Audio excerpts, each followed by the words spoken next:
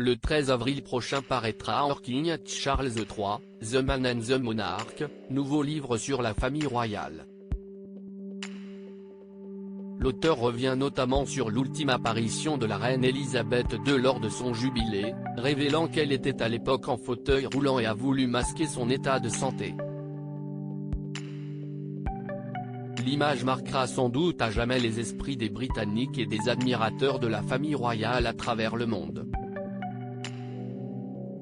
Le 5 juin 2022, alors que le Royaume-Uni célèbre depuis plusieurs jours déjà le jubilé de platine d'Elisabeth II, 70e anniversaire de son règne, la monarque fait une apparition surprise au balcon de Buckingham Palace, toute de vert vêtue et entourée de sa famille. La reine a été totalement bouleversée par le nombre de personnes qui attendaient de la voir, elle avait les larmes aux yeux avant de sortir sur le balcon, avait notamment révélé une source proche de la famille royale quelques jours plus tard. Une apparition devenue rare à l'époque, alors que la santé de la reine est défaillante depuis déjà plusieurs mois.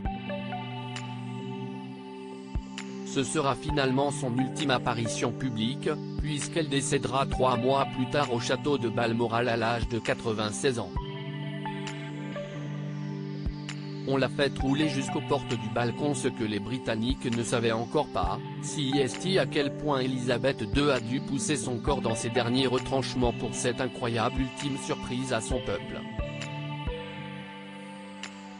Dans son livre King Charles III, The Man and the Monarch à paraître le 13 avril prochain, l'auteur Robert Jobson révèle en effet que la mère de Charles III avait demandé à mettre en place un plan méticuleux pour masquer son état de santé. À sa demande, un exercice presque militaire a été mis en place pour que personne ne puisse voir qu'elle était en fauteuil roulant, écrit ce correspondant royal. Dans une situation très inconfortable, Sa Majesté a été emmenée en fauteuil roulant jusqu'à l'héliport de Windsor. Au palais, on l'a fait rouler jusqu'aux portes du balcon, puis on l'a aidée à se lever pour qu'elle puisse être debout, avec une canne, aux côtés de Charles, Camilla, William et sa famille, ajoute-t-il.